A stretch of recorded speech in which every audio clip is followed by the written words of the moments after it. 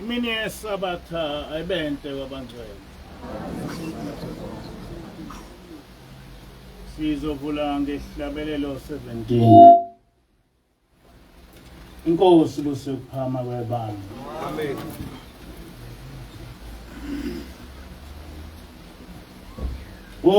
Oshawayo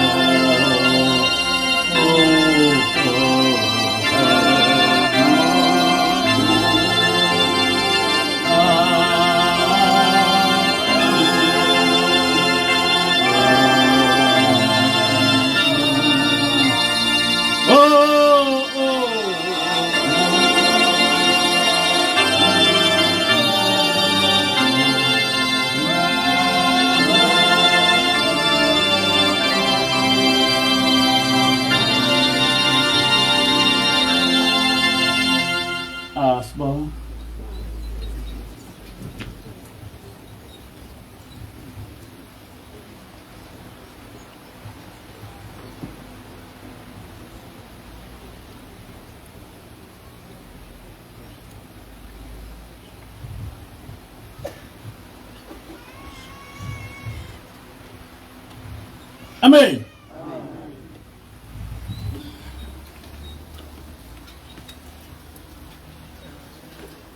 Isihloko salenkonzo yanamhla sithi umsebenzi wabaprofethi esizweni Sikankulunkulu.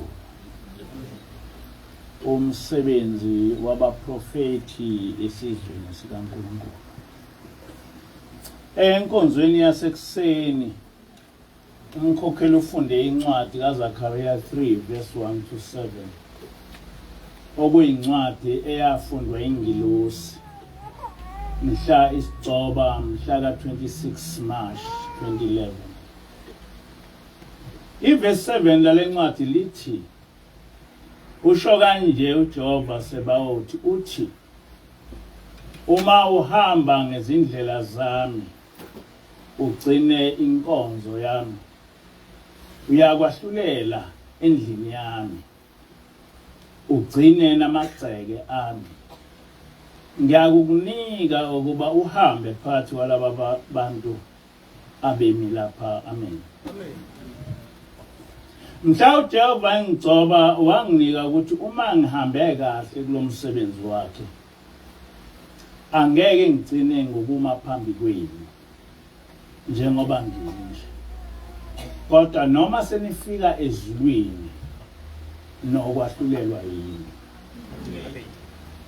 Lawa ngamazwi engawanikwa ingilosi mhla ingigcoba ukuba ngiholele libandla likaJehova. Lesi sihlabelelo ekade sihlabelela sikhuluma indaba enkulu ngobudlelwane esasivele sinabo noJehova wasekudaleni lwethu. Kodwa phakathi kwethu akakho oke azihluphe ngokufuna ukuthi uShembe wayexoxa ngabani noJehova ngathi thina nzalo kaIsrael. Kodwa kulesi sihlabelelo ikhona indaba enkulu uShembe oyixoxayo ngathi, kodwa thina esingayinakile. Ziningi izindaba uShembe oyayazixoxe emthandazweni nasehlabelelweni, kodwa thina esigcina ngokufunda nokuhlabelela. Kodwa singacwaningi ukuthi uShembe wayesitshelani uma ekhuluma lokhu kukhuluma. Emthandazweni nasehlabelelweni kuba nendaba ejulile uShembe osixoxela yona, kodwa okusuke kungafanele yaziwe izitha zethu ngoba sihleli nazo.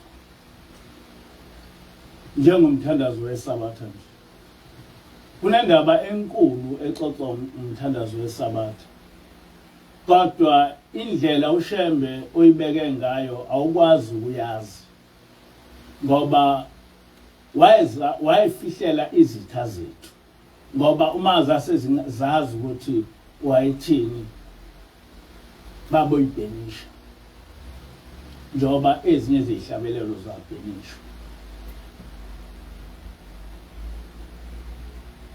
Ngeshwa nathi sigcina singazi ukuthi uShembe wayithini, ngoba asisihluphi ngokufuna iqiniso ngalokho osuke ekushilo evangelini lakhe.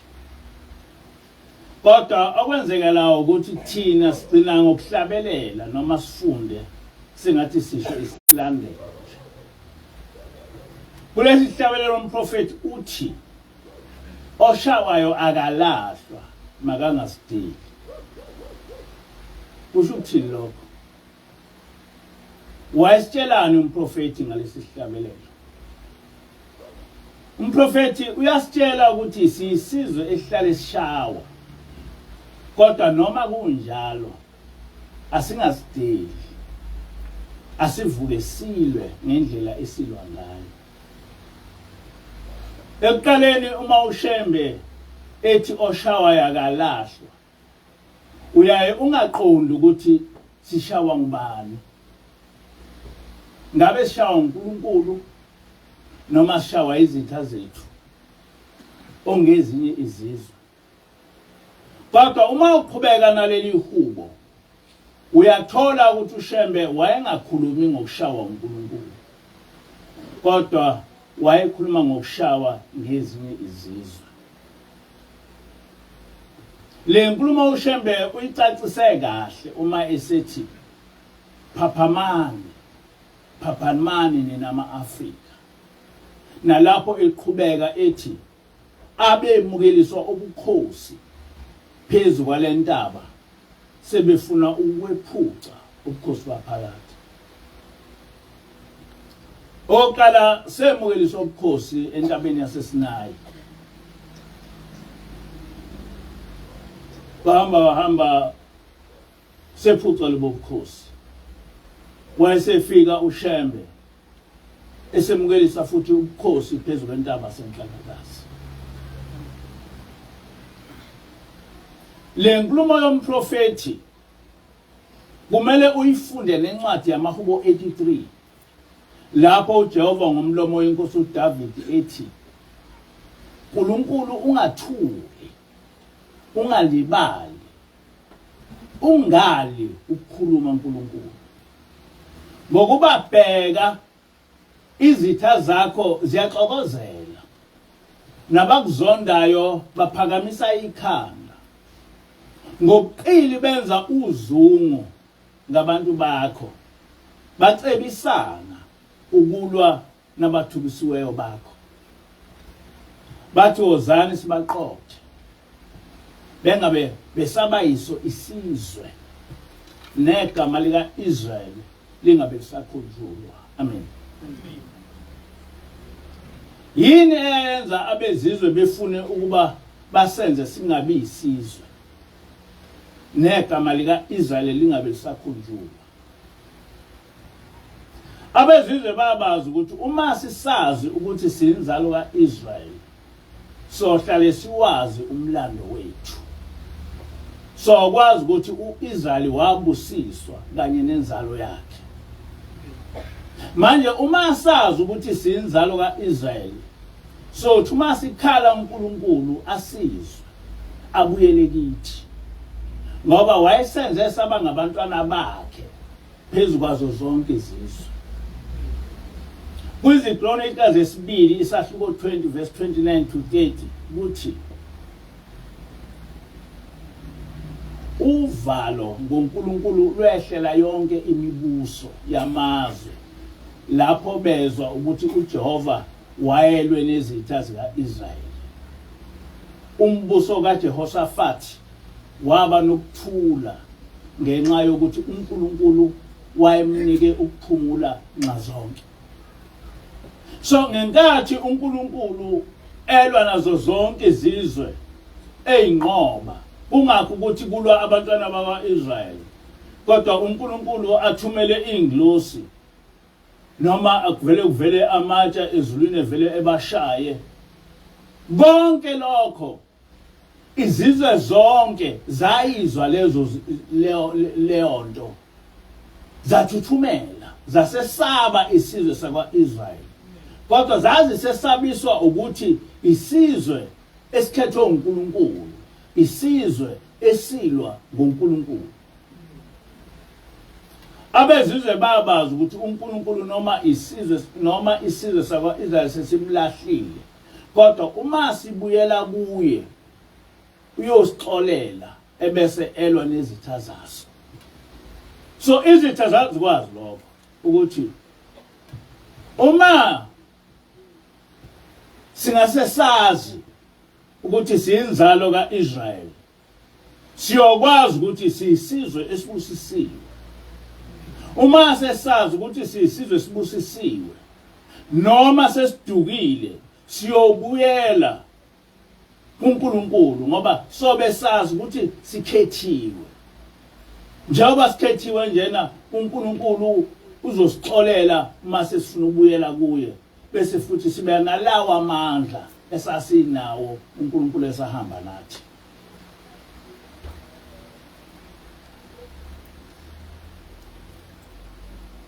KwiziKronika zesibili isahluko 7 verse 13 to 15 uJehova wakhuluma lamazwi owabhekise kubantwana bakwaIsrayeli. Uma ngivala izulu imvula ingani noma ngiyala isikhonyane ukuba sidle okusezweni noma ngithumela ubhubhane kubantu bami basithoba abantu bami ababizwa ngegama lami bakhuleke bafune ubuso bami baphenduke ezindleleni zabo ezimbi ngiyakuzwa ngisezulwini ngithethelele isono sabo ngiphilise izwe labo manje amehlo ami ayakuvuleka izindlebe zami zilalele umkhuleko owenziwa kule ndawo amen niyamuzwa uNkulunkulu ukuthi uthini njengoba sesichazile zonke izizwe zomhlaba zazi besaba abantwana bakwaIsrael hayi ngoba babe nezimpi ezinkulu nezikhali ezedlula ezezinye izizwe kodwa zazi besabiswa ukuthi bona babelwelwa nguJehova uNkulunkulu wabo ezazi ngeke ezinye izizwe zikwazi ukubhekana naye ngakho ukuze lesizwe ezinye izizwe zisinqobe kwakumele zisehlukanise noNkulunkulu waso that was the only thing ukuze izizwe zikwazi ukusinqoba kwakufanele ukuthi zisehlukanise noNkulunkulu wethu and ukusehlukanisa noNkulunkulu wethu into yokuqala kwakufanele bebhedise umlando wethu ukuze singaqondi ukuthi siyinzalo kaIsrael futhi singaqondi ukuthi siyisizwe esibusisiwe sikaJehova ukwenza lokho oqala kwakufanele besenze singabe sisazi ukuthi siyinzalo kaIsrael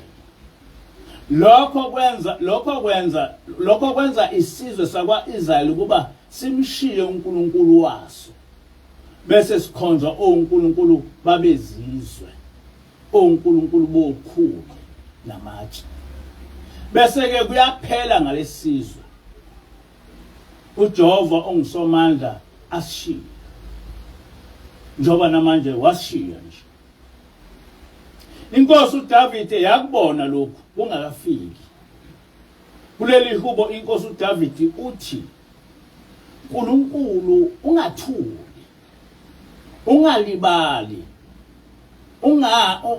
unganqabi noma ungali ukukhuluma uNkulunkulu ngokuba bheka izitha zakho ziyaxokozela nabakuzondayo baphakamisa ikhanda ngobuqili benza uzungu ngabantu bakho bacebisana ukulwa nabathukisiweyo bakho bathi wozani sibaqothule bengabe besaba isizwe negama likaIsraeli lingabe lisakhunjulwa lokho ukuthi sigcine singazi ukuthi singabantwana bakwaIsrael into leyo eyakhiwa hayi isizwe sodwa kodwa izizwe zahlangana zacebisana ukuthi lo nkulunkulu walesi sizwe simsusa kanjani kuso impi yamaRoma yango-70 AD iyona eyaqeda ngesizwe samaHebheru esasibizwa ngokuthi ngamaJuda ngaleso sikhathi uYeshua waprofetha ngalempi kuLuka 2 verse 20 to 24 lapho ethi kuyakuthi uma nibona iJerusalem lihaqwe izimpi bese nazike ukuthi sekusondele ukubhujiswa kwalo ngakho ke laba baseJudiya mababalekele ezintabeni abakulo mabaphume bapheke abasemasimini abangangeni kulo ngokuba lezi kuyakuba izinsuku zempindiselo ukuze kugcwaliseke konke okulotshiweyo babakhulelweyo nabancelisayo ngalezo nsuku ngokuba kuyakuba khona ukuhlupheka okukhulu emhlabeni nentukuthelo yehlele phezulu kwalesi sizwe abanye bayabulawa ngenkemba abanye bathunjwe bayise ezizweni zonke iJerusalem iyakunyathelwa phansi ngabezizwe kuze kuphele isikhathi sabezizwe. Amen. Lento eyenzeka ngo-70 AD uYeshua wayiprofetha kahle, wayisho njengoba injalo. Wazi wathi kuMathewu kuze kuthi nithandazele ukuthi lokhu kungenzeki ngeSabatha nasebusika. Uma ungase ufunde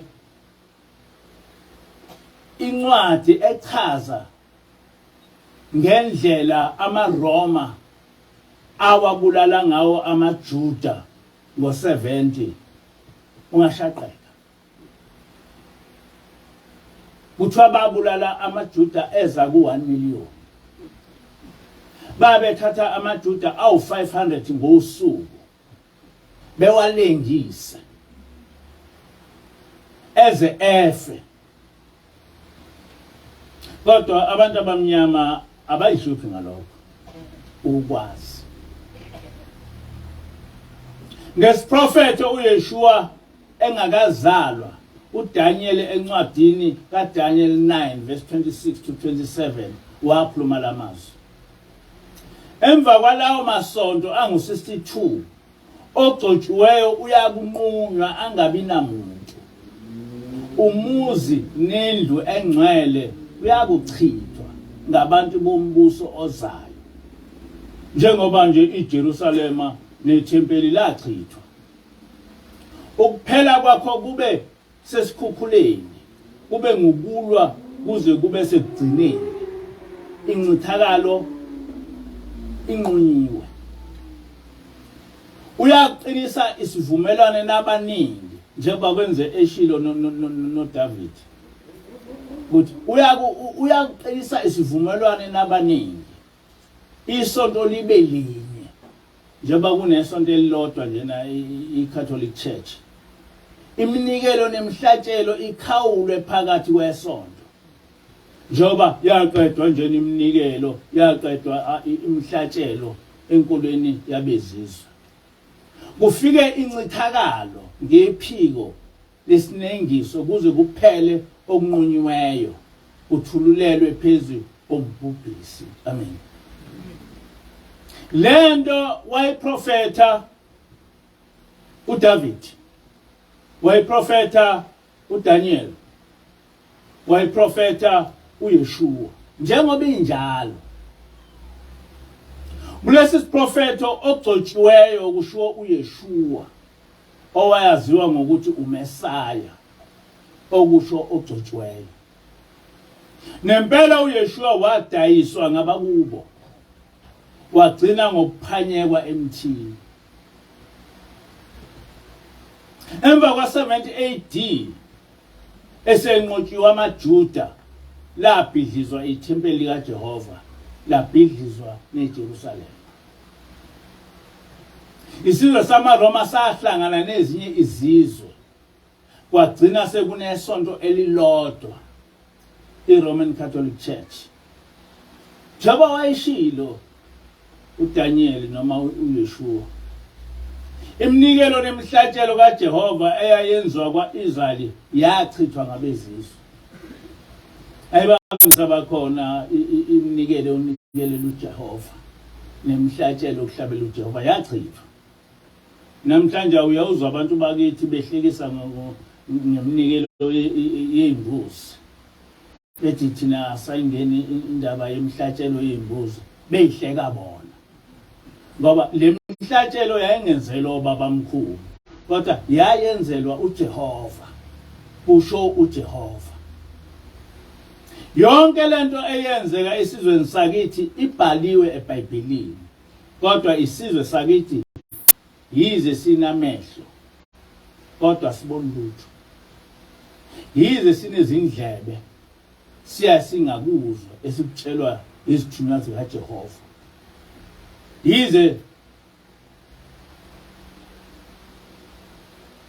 Yize lezizwe zakithi zikhuluma lokho, yize labaprofethi bekhuluma lokho bevusa isizwe sakithi, kodwa kuthola ukuthi sinamehlo kodwa sibona, sinezindlebe kodwa sizwa. Jeremiah 6 verse 16 to 19 uJeremiya uthi imali ezindleleni nibone nibuze ngemkhonjo yasendulo ukuthi ikuphi indlela enhle nihambe kuyo niyakufumana ukuphumula kwemphefumulo yenu kepha bathi asikuhamba ngayo ngase ngibeka abalindi phezukwenu okungabaprofethi nabapristi ngathi lalelani ukukhala kwecilongo kepha bathi asikulalela ngalokho zwanini ninazizwe wazi wena bandla ukuthi kuzokwenzekalani kubo njengoba bagcina sebehlaselwa yizwa wena mhlaba bheka ngiyakwehlisela inhlekelele phezulu kwalaba bantu isithelo samacebo abo ngokuba abawalalelanga amazwi ami nomthetho wami bawulahlile amen kodwa okuhle ngalezi ziprofetho ukuthi njengazo zonke izithembiso zikaJehova kohambe kuhambe siphele isikhathi sokubuswa ngabezizwe ezweni lethu isithembiso esasithengiswa uNkulunkulu kodwa lokho kokwenzeka kuphela uma thina sibuyela kuJehova ngendlela abantu abamnyama benza ngayo ungenza ngingakholwa ukuthi boke bebuyele kuJehova kuJeremiya 31 verse 10 to 14 uJeremiya uthi ninazizwe izwani izwi likaJehova nilimemeze eziqhingini ezikude nithi owahlakaza uIsrayeli uzokumqoqa amlondoloze njengomalusi elusa umhlambi wakhe ngokuba uJehova umhlawulele uJakobe wamhlenga esandleni sonamandla kunaye bayafika behlabelela ngenjabulo esicongweni seZiyoni bayakuthakasa ngenxa yobuhle abazophiwa nguJehova bangabe besaba nosizi nanini intombi iyakuthokoza ngokusina izinsizwa nabadala bajabule kanye kanye ngiyaguqula ukukhala kwabo kube injabulo ngibaduduze ngibathokozise bangabe besaba nosizi ngiyakwanelisa umphefumulo wabapristi ngamanoni abantu bami besuthe ngokuhle okuvela kimi kusho uJehova amen angazi noma leso sikhathi sofika mhlawumbe sofika sekudala safa ngazi kodwa ngendlela abantu abamnyama asebeduke ngayo ngingaqondi noma kokwenzeka ukuthi bebuyele kuJehova ngoba noma ubachazela kangakanani ukuthi ayikho enye into engaphumelela ngaphandle kokuthi sibuyele kuJehova abakuzwa lokho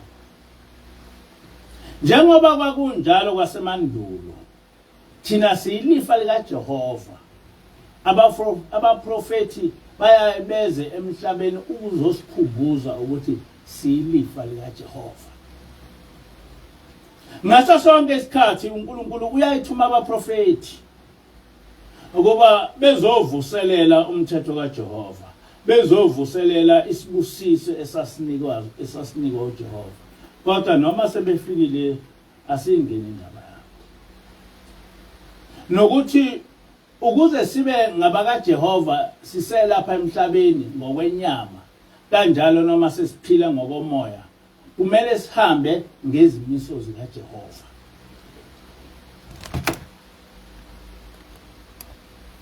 kodwa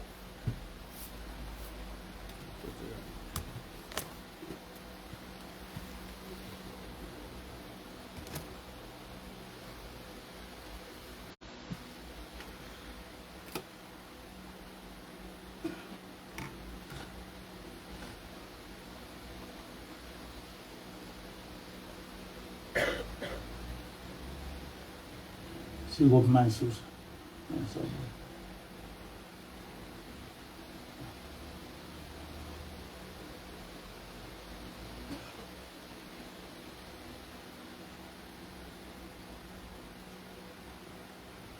angisabona ukuthi bengikho.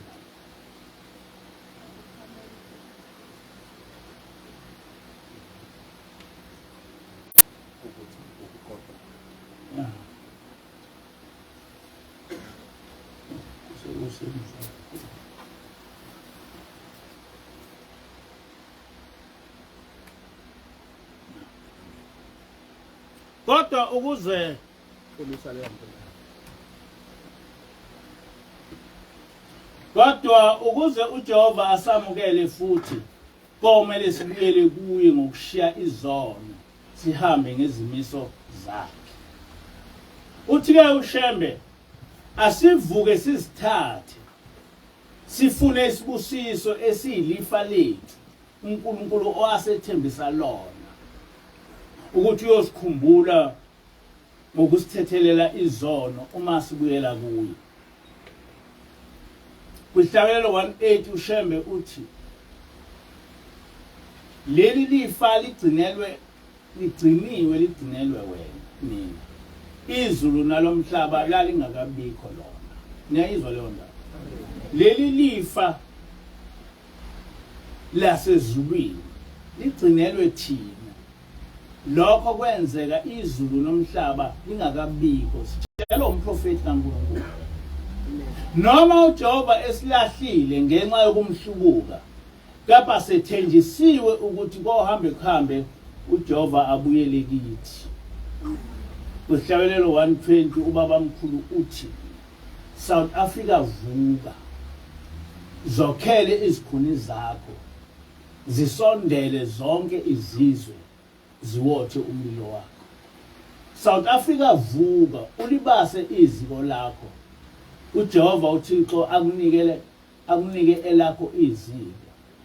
Asikho esinye isisekelo kuwena Afrika.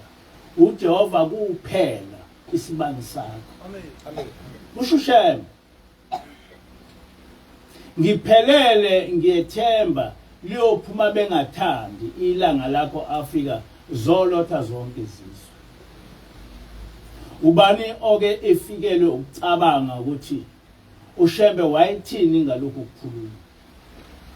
Zonke izikhonzi zikaJehova zinefa lasezulwini elabelwa zona. Ayikho ke into eyigugu uNkulunkulu edlula abantu abamkhonzayo. Uthi ke umprofethi phaphamani nina ama-Afrika. Uma umuntu ethi phaphama usuke exwayisa ekutshela ukuthi uma unganakile kunomuntu ozokwephuca konke lokho onakho. Usho lesihlabelo sisho njalo. Ngoba sesitshelile ubaba mkhulu ukuthi bafuna ukusephuca lelifa laphakade.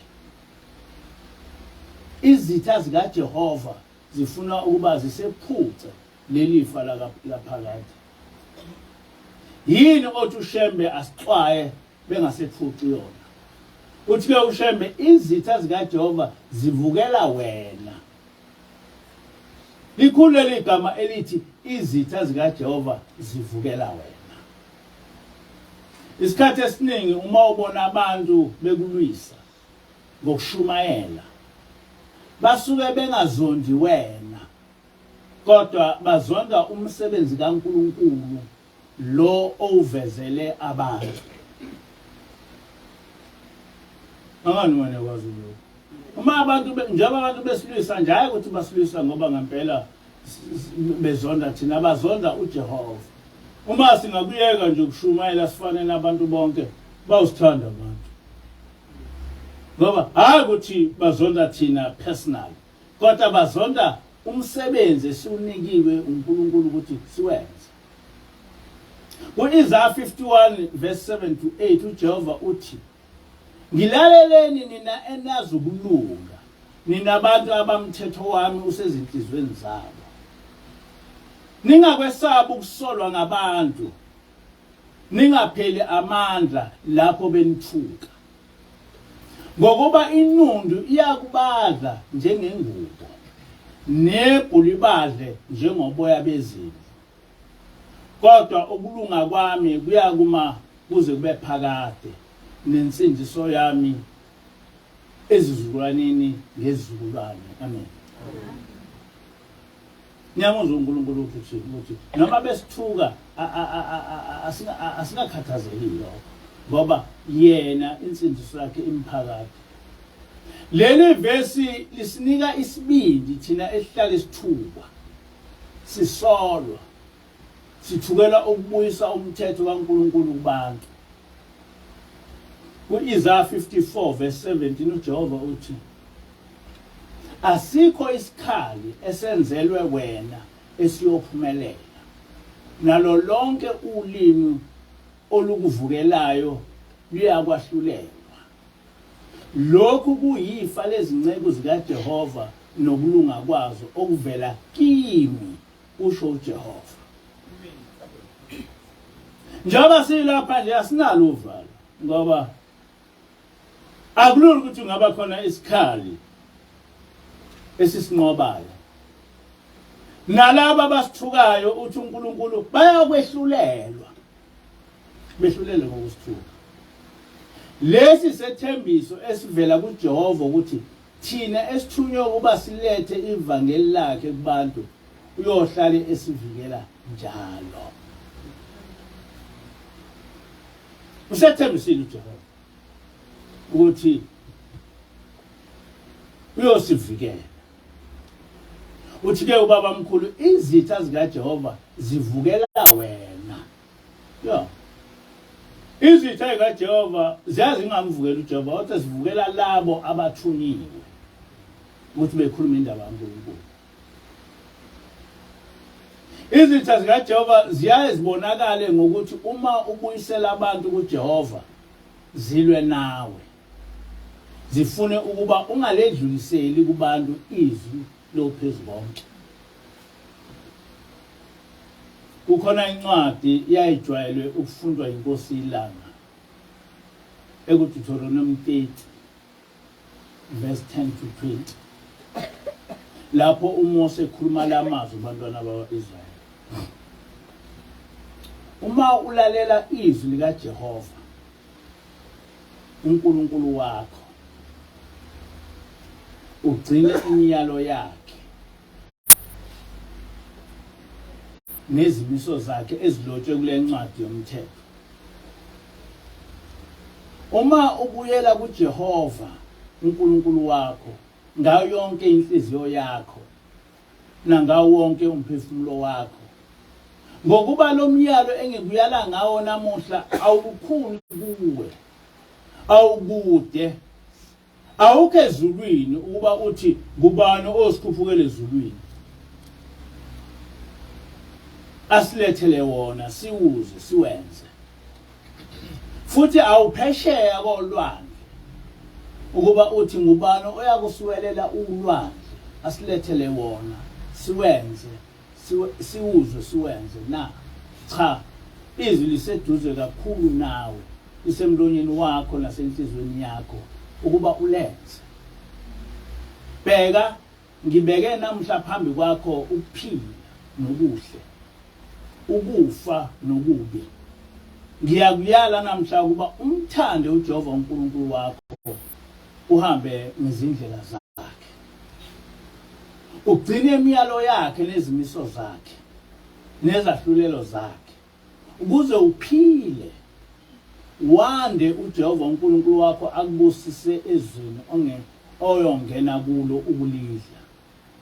Kepha uma inhliziyo yakho iphenduka ukuze ungezwa, kepha uyengwe, ukhuleke kwabanye onkulunkulu ubakhonze, ngiyakumemezela namhla ukuthi ngiyakubhubha. Kusho uNkulunkulu. Ngifakazisa namhla izulu nomhlaba ngani ukuthi ngibeke phambi kwenu ukuphila nokufa, isibusiso nesiqalekiso.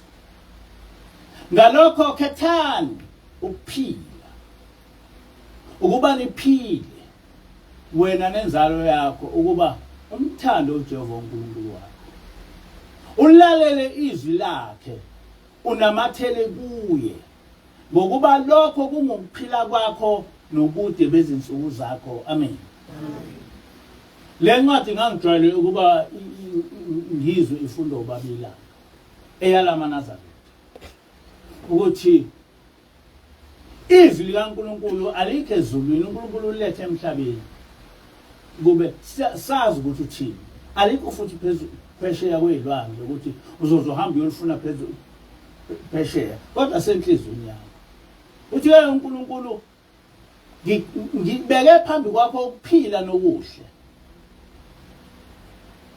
nesibusiso, kodwa futhi ngikubekile nokufa nesiqalekiso, ukuthi uma ungamlaleli uJehova, uma ungahambi ngezimiso zikaJehova, uzokufa, uzobhubha. Ngiyafisa namhla kuba ngicacise ukuthi lo uNkulunkulu esinaye uJehova akakho uNkulunkulu onjengayo ezulwini nasemhlabeni wonke. uJehova uNkulunkulu okhuluma, uJehova uNkulunkulu okhulumayo onomthetho sisekelo, ubekwe nguye ukuthi bonke abamlandelayo bobuswa yiwo. Akakho uNkulunkulu onjalo. Akakho uNkulunkulu, abakho abantu abanoNkulunkulu okhulumayo obeka umthetho sisekelo ukuthi uma ufuna ukungilandela yenza lokhu nalokhu nalokhu nalokhu. Uma wenza lokhu nalokhu nalokhu ngiyakubusisa, ubusiseke usesenyameni, ubusiseke noma ususemoyeni. Kodwa uma wenza lokhu nalokhu nalokhu ngiyaqalekisa, uyobhubha, uyohlupheka usemhlabeni, nomoya wakho uyohlushwa ufakwe emlilweni lapho khona ukukhala nokugedla amazinyo. Akakho uNkulunkulu onjalo. Abantu babekholwe nje ukuthi uNkulunkulu wabo ukhona, kodwa akubakwazi ukusitshela ukuthi lo uNkulunkulu wabo uma umuntu ongaphansi kwakhe efa ethakatha ujeziswa kanjani emoyeni. Abakusho lokho. Bengakutshela ukuthi bengakunikeza inhlanhla ucebe wenze yonke into, kodwa emva kwenyama yakhe, emva kokufa kwakho, nabo abakutsheli lutho.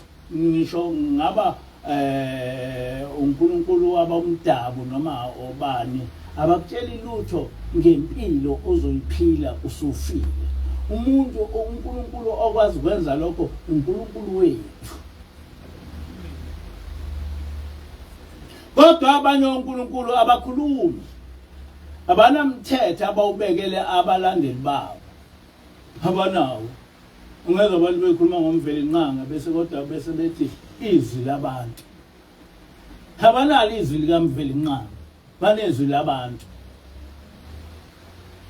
Yonke into eqondene nabo iyakholwa nje ukuthi ikhona, bese kugcina lapho. Lo uNkulunkulu wethu usibekile isibusiso oyosithola uma uhamba ngezimiso zakhe, kanjalo nesijeziso uma umhlubuka.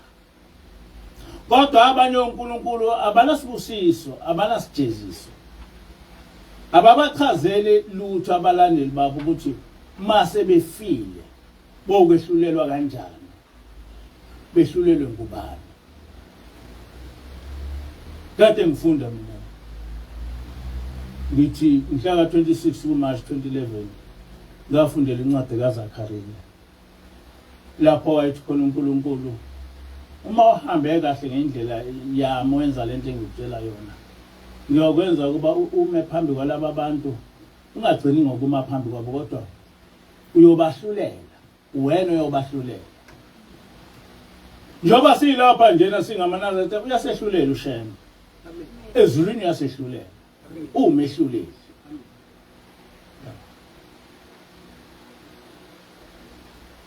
Noma bebanika izinhlanhla nezijeziso uma besesenyameni, kodwa ababatsheli lutho ngokuthi uma sebengumoya bayophila impiloni kwelizayo. Akuqondwa ukuthi abafa bengababulali uma bejeziswa, bajeziswa kanjani emazulwini abo. Akukho lokho. ngokuhlubuka uJehova siyasithathe onkulunkulu bezizwe bese sithi bangonkulunkulu bethu. Kodwa sikhuluma ngonkulunkulu sikhuluma ngonkulunkulu abangakhulumi, abangaboni nabangezwa bese sibafanisa nonkulunkulu onguJehova. Sisuka kokwaziwayo siye kongaziwa. Inkinga yethu ileyo. Siyamshiya uNkulunkulu ophezulu konke, odala izulu nomhlaba. Siyamshiya uNkulunkulu ochazele konke, osenzela konke. Bese siyofuna uNkulunkulu abangaziwa. Ngiyafisa ukuba ngichaze ngomvelinqangi njengonkulunkulu esiyaye sithi uNkulunkulu wethu. Uma umvelinqangi engunkulunkulu wethu njengesizwe sakwa-Israyeli, lokho sokubona ngoba lokho othe uJehova asikwenze nomvelinqangi athi asikwenze. Othe uJehova singakwenzi nomvelinqangi athi asingakwenzi. Angazi noma niyangizwa. Uma sithi umvelinqangi uNkulunkulu wethu, njengoba sazi ukuthi uNkulunkulu wethu uJehova, kufanele uma uJehova ethi singakuphuza utshwala, nomvelinqangi ethi asingakuphuza utshwala. Uma ethi uJehova asingayihlanganisi nezangoma, nomvelinqangi ethi asingayihlanganisi nezangoma. Yonke imithetho kaJehova ibe applicable nakumvelinqangi uma ngabe eUnkulunkulu wethu. Kodwa kuhambi kanjani? Abantu abakholwa kumvelinqangi abanaso isihogo, abakhulumi ngendaba eyingilosi, abakhulumi ngendaba yokujeziswa, ngoba umthetho wabo yizwi labantu eligcina lapha emhlabeni. Ushembe engichaze. Kodwa akunjalo, enkolweni yomdabu ekhonza umvelinqanga awukho umthetho othi ungaphuza utshwala, ungayidli ingulube, ungabhuli, ungabi isangoma nobunye. Lokho nje kukodwa kuchaza ukuthi ngoNkulunkulu abehlukene laba. Kusho ukuthi umvelinqangi ngomunye uNkulunkulu ongafani uNkulunkulu wethu. Ushembe usebenzise igama likamvelinqangi njengokuthakasela uJehova. Angazi noma niyakuzwa.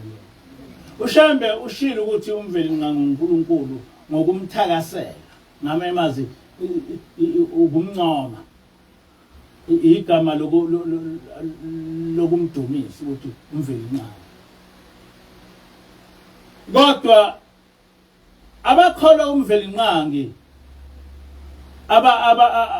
igama ethi umvelinqangi alikhona ukuthakasela uJehova ngomunye uNkulunkulu onomunye umthetho. Kodwa benkolo yomdabu kubo umvelinqangi usho omunye uNkulunkulu othathelwe ezizweni, okwathi uma abakwa-Israyeli behlangana nazo sebemhlubukile uJehova base belandela amasiko azo. Umvelinqangi akusiyena uNkulunkulu wethu thina nzalo kaJakobe, kodwa samthatha ezizweni zase-Afrika esahlangana nazo. Sesimlahlile uNkulunkulu wethu.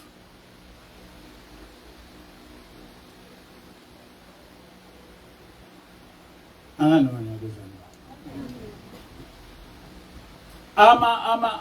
Abanye abantu amaKristu ayethi uYeshua noJesu igama lomuntu oyedwa.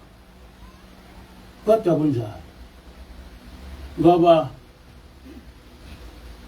imithetho ababethi iqondene nomuntu okholwa kuJesu ayifani nemithetho yomuntu okholwa kuYeshua.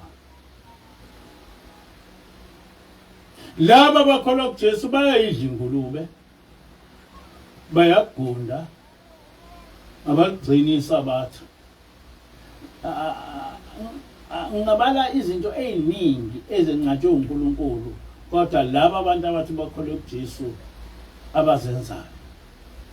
Kodwa thina esithi umprofethi wethu okuyeshua asiyenzi into enjalo. Ngakho ke akwazi ukuthi uYeshua noJesu kuthiwe umuntu oyedwa. Uma abe umuntu oyedwa kufanele yonke into yabo ifane. Njengoba njena uShembe noYeshua bangabantu abasuka endaweni eyodwa. Noma ngabe uShembe noYeshua behlukene ngokwenyama la emhlabeni kanti bayinto eyodwa ezulwini. Noma ngabe bayizinto ezahlukene nasezulwini kodwa bangaphansi kwaNkulunkulu oyedwa. Bathunywe uNkulunkulu oyedwa. Noma befike lapha emhlabeni ngezikhathi ezahlukene nangenyama ehlukene kodwa banomyalezo owodwa. Ishabelo 2:8 iyafuna